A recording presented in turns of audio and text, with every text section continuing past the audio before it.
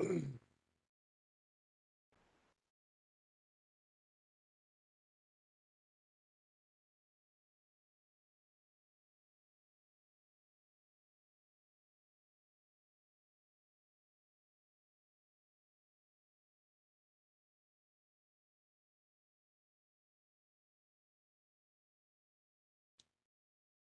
afternoon and welcome to Exostar's NIST 800-171, why DIB implementation and the DoD assessment methodology score matters. My name is Waide Jones and I am Vice President of CISO of Exostar. We're glad to have you all here today. Just a couple housekeeping rules as we start. Today's webinar is scheduled to last 45 minutes to an hour, including Q&A. All participants will be muted. A large portion of today's event is dedicated to answering questions from you all that you pre-submitted. So we hope that's useful for you. In case of an outage, please wait a minute and refresh the page. And for your convenience, there's a link in the YouTube description of the glossary of terms and acronyms that may be used during today's webinar. This webinar is being recorded and will be available on demand via the Exostar Resource Library. And to speak to any of us after or request a copy of the slides, please reach out to us at the address there at cmmc-team@exostar.com, or go to exostar.com and use the live chat feature. So with that, we'll introduce the speakers today. I've already introduced myself, so we'll start with Mr. Ellis. Mr. Ellis is currently the director of DCMA software division. He's responsible for policy, training, and tools of the agency's software professionals to do software and cybersecurity assessments. Mr. Ellis has had a distinguished career in not only armed services, but with the DoD and service to our country. So we're very excited to have Mr. Ellis on with us today and to speak to us. So the agenda today, we'll be talking about NIST 800-171, how this is affecting the defense industrial base, and why the scores matter. Excuse me. And here's some high-level talking points, and then we'll go to Q&A. And then we ask you all to participate in an exit poll that we'll have a little bit later on. So with that, I'll turn the time over to Mr. Ellis. Hey, good afternoon, everybody. It's a pleasure to be here. In addition to being the software guy for DCMA, I'm also the current acting director for the DIBCAC, the Defense Industrial Base Cybersecurity Assessment Center. So I'm wearing lots of hats today, and I'll do my best to answer the questions that are put forth. So at the bottom line of the whole discussion here, as we're setting this framework for now and for the questions that are coming up, why does NIST 800-171 matter to us? And I'm gonna boil it down very simply. It is the current requirement for systems and contracts in play today. That same standard was at the core of the CMMC 1.0 requirements that many of you are familiar with. And as you know, DoD just recently published publicly some changes that are now referred to as CMMC 2.0. And guess what? Same 800-171 standards at the core of those requirements as well for the vast majority of companies that perform duties, that handle CUI, controlled unclassified information, on behalf of the department.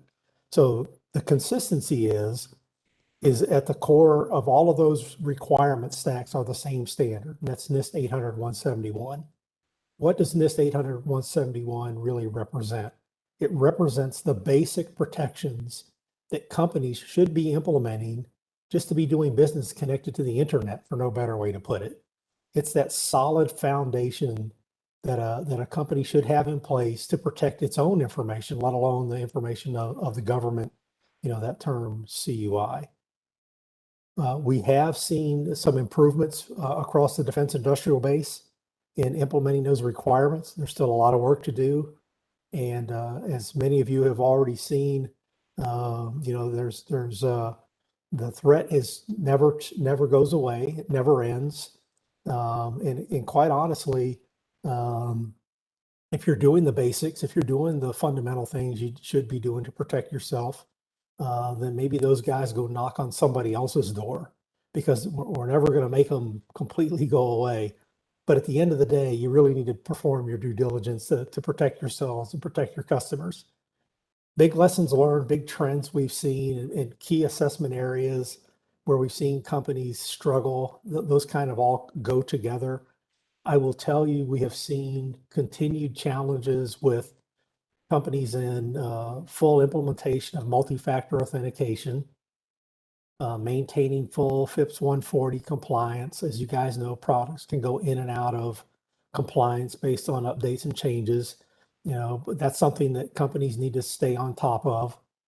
Having good configuration management policies and practices. Sometimes, we get busy and we start taking shortcuts that almost never ends well. Think of Hansel and Gretel wandering into the woods and meeting the witch with the house made of candy. Did not end well, depending on which version of the story you see. And then of course another area that we see concerns are in network separation and segregation. And that's something that can be very complex or very simple depending on a company's particular implementation. Remember, the boundaries of your NIST 800-171 assessment are dependent upon your particular company's networks and systems and how you define your quote unquote enterprise. And that's really important. Our observation from a DIBCAC perspective is that no two companies does anything the same, which can be a challenge in some ways, but it's also good in others. And, what it tells you is there's a near infinite number of ways to meet many of these requirements, but that's up to you to document and then hold yourself accountable for doing that. That's really the gist of where we're at today with the standards. Why 800-171? Get used to it. It's not going away. And why it's important. So how do you prepare to be successful in the future? You fully implement 800-171 now, if you're not already doing so. Let me say this again, as I foot stomp it without being too dramatic. How can you set yourself up for success in the future? How can you meet CMMC requirements as they continue to evolve? Implement the requirements today. Do your homework, get it done. You will be much better served in the long term. Okay, Waide, back to you. Yeah, that's great. Thank you for those points. And it really comes down to that. NIST 800-171 is here to stay, and it's going to continue. So a great point. All right, so kind of as you listen to Mr. Ellis, the reality of this is what's now, and NIST 800-171 is the requirement today. And as you look at DFAR 7012, 7019, and 7020, that just further emphasizes the need to implement NIST 800-171 and make sure that your scores are in the SPRS system. And it's so we've been on this track for quite a few years, and it's continuing. So there's been some confusion, or people have expressed some confusion about, well, hey, is this changing, or what are we doing? And there's a lot of other pieces moving around. Well, I think the big takeaway from, in particular, Mr. Ellis's comments are NIST 800-171 is here to stay. It is the law of the land, and that's where we need to focus our time. And until we're completely compliant to NIST 800-171, there's probably not a whole other discussion that we need to have. But let's talk about that next discussion, the future. We've seen. Oh, Waide, if I could, of course, go back to the previous chart. I want to foot stomp something here. I know there's a statement in here that says if you're not abiding the regulation and or reporting inaccurate scores, the DoD has threatened use of False Claims Act. That's not a threat. That's real. But here's more importantly how I want to approach this, if you guys will indulge me for just a moment. A company is not doing itself any favors by claiming to be at a status, the full 110 compliant, 110 score, loading it into spurs. If you're not actually operating at that level, you're giving yourself a false sense of security, and you're also kind of hoping that nobody ever notices. But really, you're not helping yourself. In addition, if there is an issue, and there is a follow-up subsequent assessment, chances are, if you weren't doing the thing, if you weren't eating your own dog food, as the saying goes, it will be noticeable. And you really don't want to paint yourself into that corner, because it can lead to significant and serious legal consequences. And at the same time, you've kind of lulled yourself into a false sense of security. Don't do it. Be honest. Assess yourself fairly. And then make the improvements in the areas you need to make your improvements in. Back to you, Waide. Yeah, no, great. Thanks for covering that and for taking us back to that. That's a great point. Because at the end of the day, regardless of the requirement or the regulation, this is really about us protecting the information that we're either creating or giving, and for us to create that economic and military advantage that we enjoy in the U.S. And we've spent a lot of time making those strides and taking that time to do that. So we want to make sure not to lull ourselves into that false sense of security. So yeah, well said. So now into the future, and this is where a lot of people have a lot of questions, and so let's tackle this a little bit. But as we've heard from the DoD and over the last month or so, the CMMC Model 1 has now been replaced by CMMC Model 2. The levels have gone from 1 to 5 to 1 to 3. And the key piece that I think that's important for this one is in particular, level 1 had always really been the FAR 17 controls, which were a subset of NIST 171 controls. And then the level 2 controls are NIST 171. And so, further emphasizes the need to focus on NIST 171, making sure that we're compliant, making sure that we have the controls, and making sure that we're able to articulate those controls to anybody who asks, whether those be customers or our partners or an auditor or our company executives. And then the level 3 there has been some talk about what those are. Maybe that's NIST 171 plus some NIST 172 controls. Some of that seems a bit more speculative, but that's kind of where at least we hear it is today. So we won't get into a lot about that, but that's kind of how the model is today. And one of the things we refer you to is the URL at the bottom. That gives you a full set of information of what we have today. Because as many of you have seen since the 2.0 announcement, there's about 9 to 24 months of rulemaking anticipated before the final rule comes out, and when we get all the details. So again, going back to the main focus, the law of the land, and the main focus, and the best way we could prepare today is to make sure that NIST 171 is implemented well in our environments, and we report that accurately into the SPRS system. There is an exit poll before we get into the Q&A. There's an exit poll as part of the YouTube link. We'd love for you to submit, to participate in that exit poll and submit before you leave. And with that, we're going to go to Q&A. So let's start with the first question. So this was put in by one of our viewers. Do retailers and wholesalers to the Navy need to be NIST 171 compliant? So the question is, the devil's in the details.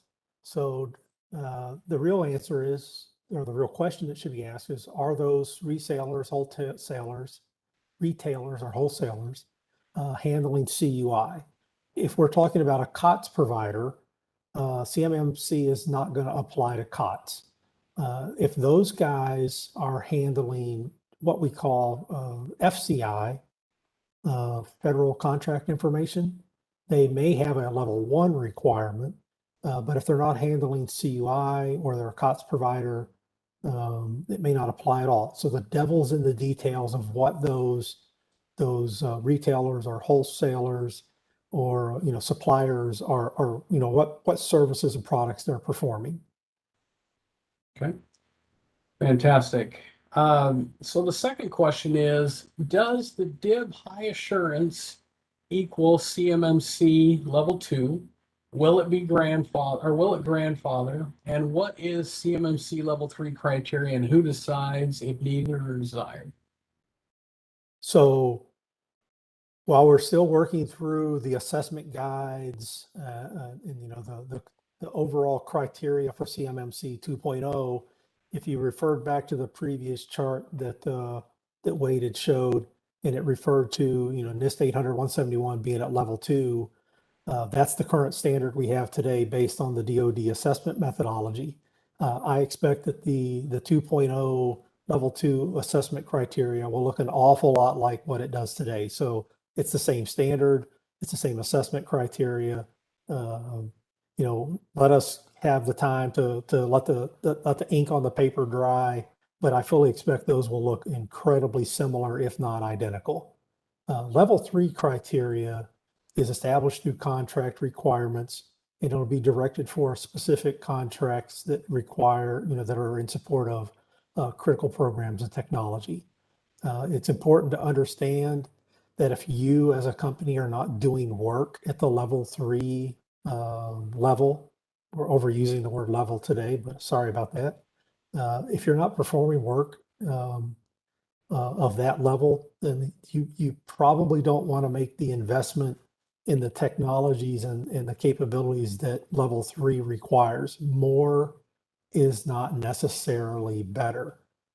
You're obviously welcome to assess the threat against your particular company, your business sector, the things that you do, and go above 800-171. I'm not saying that's as high as you should ever go, but if you're not familiar with some of the requirements that are found in 172, go Google it. It's out there.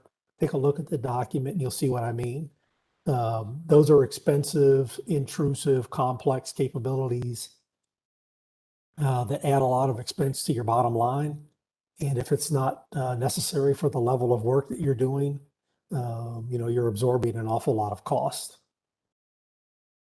Yeah, and I love that, John. It's we've heard over the last probably 5 years now is the first DFARS came out with 7012 and further CMMC version 1 and version 2. There's been a lot of concern about smaller suppliers or suppliers leaving the DIB because this is too expensive, and that comment you just made really takes into consideration that the government and the industry partners with whom you guys are working are really focused on, hey, we recognize this is a business, and we recognize the balance between needing to protect our assets and protect the information that we all have, and the military advantages we have or economic advantages we have, but it's all balanced, and so that in particular in this case you as the government representative are making you're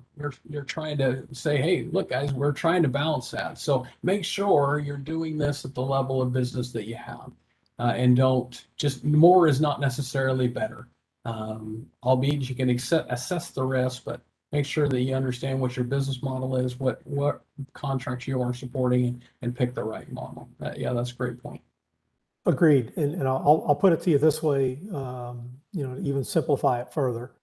If you're going well beyond what is required, you're adding to your overhead costs, which means it's increasing your rates. And theoretically, you make yourself less competitive than your peers and competitors. So, understanding your your ecosystem, the things that you do, the things that make you who you are, and, providing the products that you produce. Be aware of all that. Now, if that does mean, though, you need to go above 800 171, then by all means pursue that. But don't assume, as we stated earlier, that more is going to get you there, because it may get you there, but it may get you there at such a cost that you do harm to yourself. Yeah, well said. All right, the next question, maybe more contracts. This was put in by an individual that works in contracts. And they say, is it advisable for a prime contractor to ask the government for a waiver if it is taking their subcontractor over a month to submit and get an SPRS score? So don't ask for a waiver, because I suspect you're not going to get one. But two, I would tell you to look at your supplier. And a couple of things to point out. Most suppliers, in the way we do business today, are often primes in and of themselves, doing work, for other contracts, other customers. And at the end of the day, they're going to have, their 800 171 based level 3 requirements. Excuse me, I got to keep retraining myself on the levels. Level 2 requirements. They're going to have that requirement elsewhere as well. So you should benefit from that. But if you have a problematic supplier that's dragging their feet and you have options, I'm going to say something that's rather unusual. Go look at your other options. If you're dealing with a company that can't do the basics and, perform self-assessments, in this case is the way this would be read, and get their house in order, you might want to go look elsewhere. Now, if it's also a scenario where they're the only supplier, I would look at ways at mitigating the risk. We have worked with companies that have relationships with suppliers where the prime would give the supplier a laptop, for example, and all communications with the prime was handled through that laptop through secure networks. When they were communicating, they were literally doing it as an extension of the prime's very secure environment. There's lots of ways to mitigate that risk. But if you do have a supplier that's not wanting to get it together, I would suggest maybe go look for somebody else. Over. Okay. Thank you. All right, the next question is, are the 17 items required for CMMC 2.0 level 1 the same as previously required for the minimum level? Yes. So level 1 really didn't change. It's still based on the FAR clause 24 something. But yes, it's the same basic requirements. Biggest difference under level 1, there was a independent assessment schema. We're doing away with that under CMMC 2.0. It's a self-assessment, and it will require an annual affirmation attestation by cognizant, like C-suite level person. It's intended to ensure continued compliance. It's also intended to have that corporate skin in the game. It's important to have those minimal protections in place. Very nice. So this one's interesting. It covers from a small company perspective, a very small company in this case. How does a one-person company have to apply, assuming CMMC or NIST 171, and are there any exemptions for them? So there are no exemptions. The requirements are based on the need to handle CUI. So whether you're an itty bitty company or a multinational conglomerate, the requirements are the requirements. Now, I will say this: a one-person company is going to have a difficult time meeting some of the requirements. For those of you that are familiar with the requirements, as you know, there are some separation of duties requirements, and if there's only one of you, it's a little hard to do those things. Harken back to what I said a moment ago about primes and extending out capabilities. There are some mitigation strategies that can be used to minimize the risk, but at the end of the day, a one-person company is going to have a hard time meeting all of these requirements. However, I do want to point out something, and it was something we discussed in the preparation for this session. The very best assessment that the DIBCAC, the Defense Industrial Base Cybersecurity Assessment Center, us DCMAers have conducted to date, the very best assessment, 5-person company. It was extraordinary. My guys are still talking about it. That's not to say others haven't done very, very well, but we were surprised because we have noticed that larger companies, more capable companies with more resources tend to have more advanced and mature capabilities. And some of the smaller companies struggle due to the lack of expertise, resources, et cetera. But we have seen very, very, very small companies, 5, get it right and get it right the first time. And it was truly extraordinary. Well, I'll never mention company names, but if you're out there, you did good.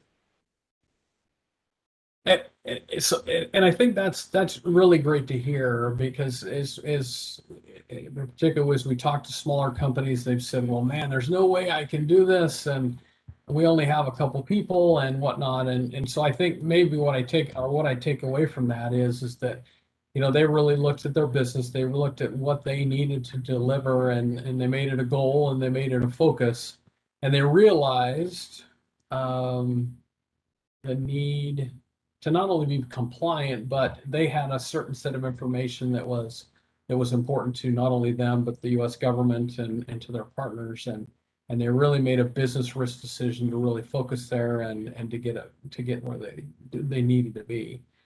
You probably can't tell us all that, but at least that's kind of my takeaway is as I hear that, when a small company like that, just had that focus change, and maybe not change, but had that focus and executed well. That's great to hear. Yeah, I would go on to say that knowing your business, knowing your strengths and weaknesses, knowing where to get help, knowing how to ask questions, there are lots of resources out there. Tapping into those, taking advantage of those will help you get a long way. But if you don't know, I'm sure there's any number of resources available to help you find things, find those resources, and to improve the business that you're performing. But whatever you do, don't ignore these requirements. They're not going away. The bad guys they get better and smarter every day. If you're not protecting yourself, protecting your own information, the thing that makes you, makes your company special, makes you who you are, it won't be yours anymore. So take this stuff seriously, understand where you're at, and get on with it. Yeah, well said.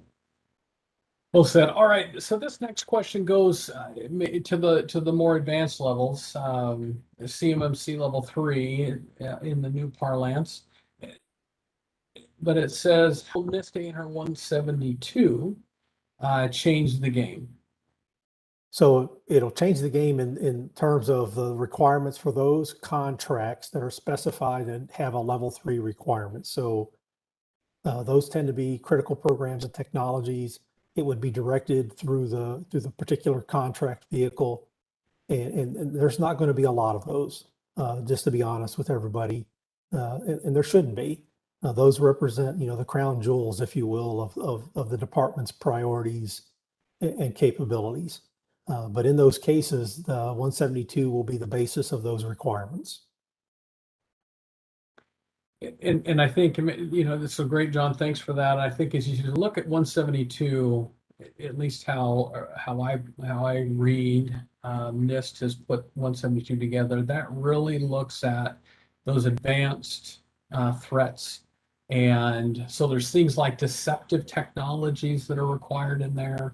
So, those level of items that there's, if you will, open source ways to do those, there's people ways to do those, and then there's some relatively expensive technology to do those. So I think as I looked at that question, as I thought about it for the wider, the wider audience, some of those pieces in 172, you've got to, make sure that you are doing business at the 172 level, or your contracts require it, because some of those controls in there are not trivial.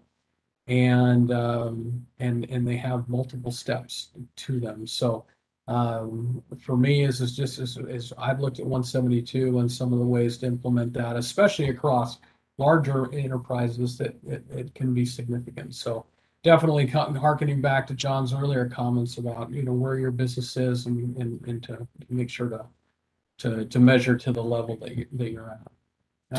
Wade, if I could, a couple Okay. of quick points to make on the 172 level 3 discussion.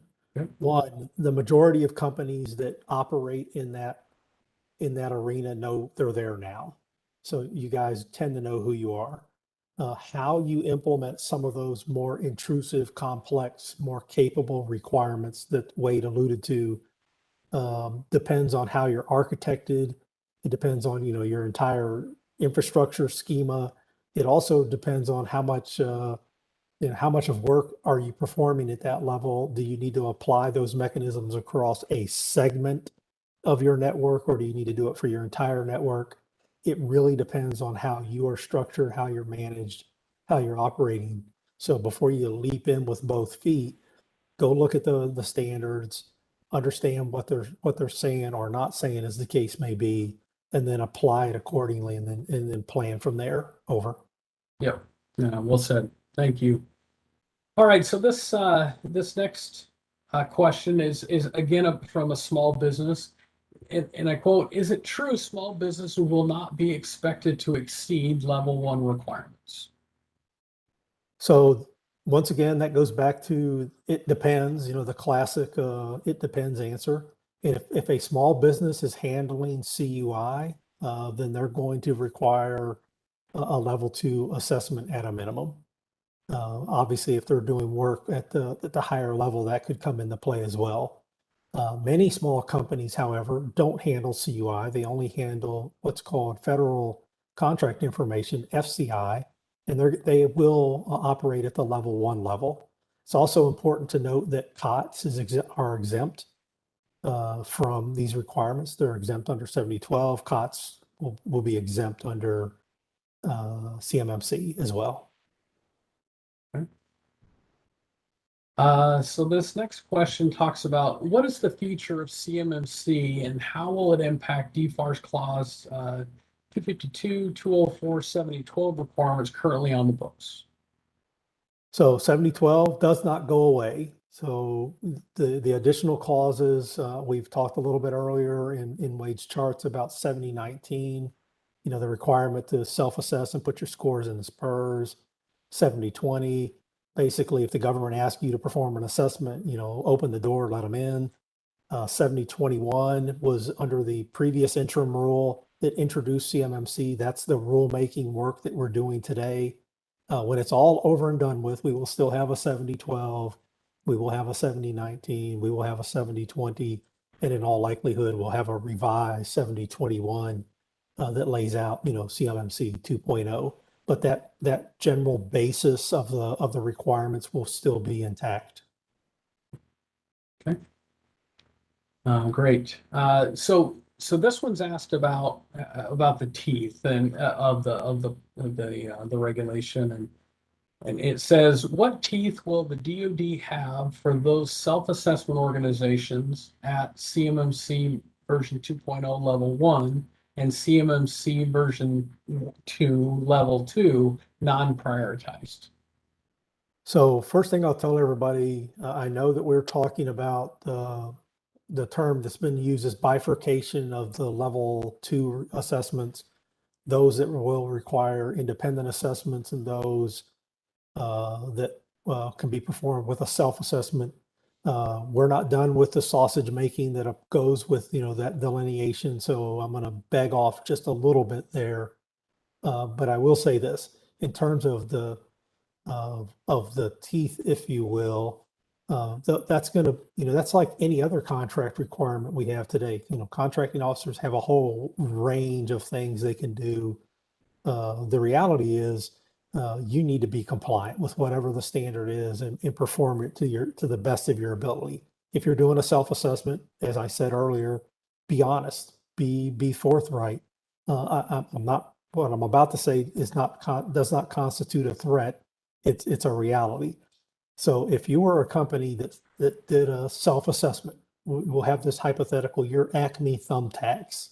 And Acme Thumbtacks did an assessment, self-assessment of itself, says they're operating at 110, they're rocking and rolling and doing all the things. And then Wile E. Coyote came along and had an incident where he broke into Acme Thumbtacks and did whatever he did. And the DIBCAC came afterwards and did a follow-up assessment to help assess the issue. My guys would know within a few minutes whether you were actually doing the things that you said you were doing or not. Qualified good C3 PAOs in the future, those third-party assessors that this model is built upon would be able to do the same. You do not want to be that guy. That would be a bad thing. So I don't need to make threats. I don't need to rattle chains and sound ominous. Don't do that. Yeah. Yeah, you definitely don't want to put yourself in that situation. All right, thank you. So the next question is about 70, 12, 19, and 20, and then the new CMMC final rule. So it says, and I quote, how might the services enforce DFAR 70, 12, 19, and 20 while waiting for CMMC 2.0 final rule? And how will primes be part of the solution to incentivize their suppliers to advance their cyber defenses? So a couple things in there. I'm sure many of the viewers participated in a CMMC AB town hall last week where some of the aspects of 2.0 were discussed. And as part of that discussion, it was there's nothing like losing your train of thought trying to sound really clever, right? So part of that conversation was the notion that there will be some voluntary implementation of 2.0 while we go through the rulemaking phase.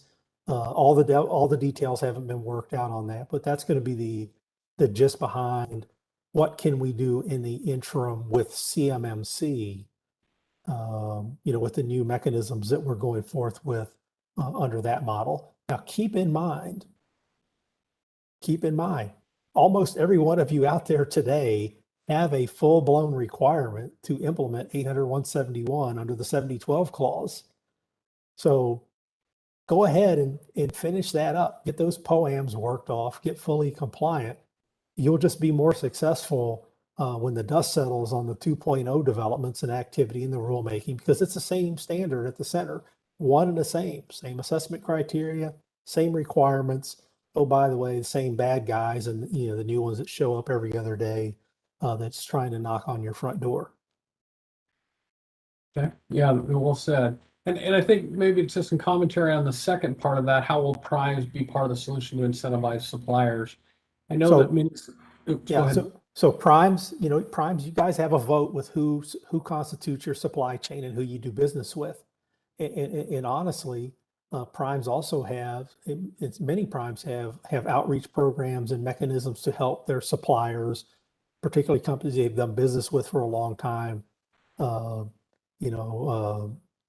Protege programs and mentoring programs to seek improvement and to better their overall security posture.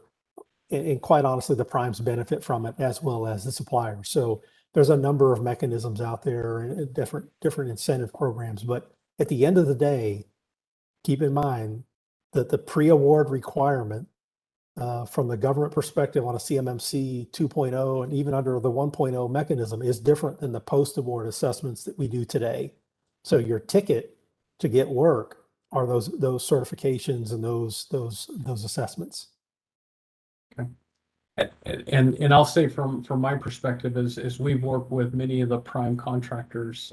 They are working with their suppliers, whether that be through assessment or through mentor protege or through other ways, because we're kind of all symbiotic here. That the primes can't be successful without the suppliers, and oftentimes the vice versa. And so it's definitely, we've seen many of the prime contractors reach out to their supply base and assess and help educate and help work with our suppliers to be able to implement this. So we've seen a lot of that interchange. So Hey, Wade, if I could, it's Yep. been a pleasure to be here with you. As you know, I've got a break contact. I will be glad to follow up with questions and any follow-up that you guys need afterwards. you bet. So thank you very much. It's a great audience. It's a great team. It's always a pleasure to spend time with you guys, and I look forward to doing so again in the future. Yeah, our pleasure, and thank you very much. Thanks, everybody. Go get secure. So that kind of wraps up the Q&A portion of this, and in the prepared contact, Mr. Ellis had another important meeting come up, and so he as he said, he needed to go to that. So let's go back to the main points. I think we look at this. NIST 171 is the requirement today. Many of the questions that have come in, are questioning, well, hey, should I wait for CMMC and the rulemaking process? And the answer is no.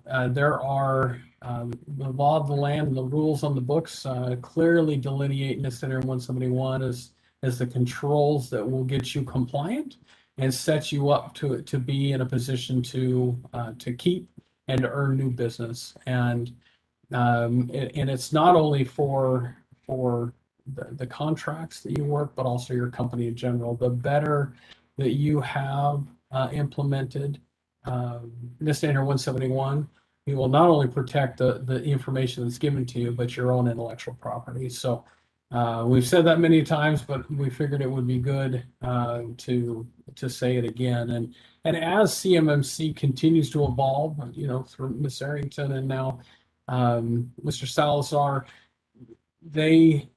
it continues to evolve and continues to grow, but the basis of that is NIST 171, and so we need to definitely keep focused on that. So we want to thank you for joining us. It's always a pleasure for us to talk about this topic and to work with many of you in many different ways on not only CMMC, but on DIB and Defense Industrial Base initiatives to help us as a nation and to get better in our cybersecurity and to further our interests as a nation. So here's some useful resources of information that we put together about CUI, about the CMMC accreditation body, and some of the base information from the procurement website from the DoD, as well as the CMMC acquisition website. And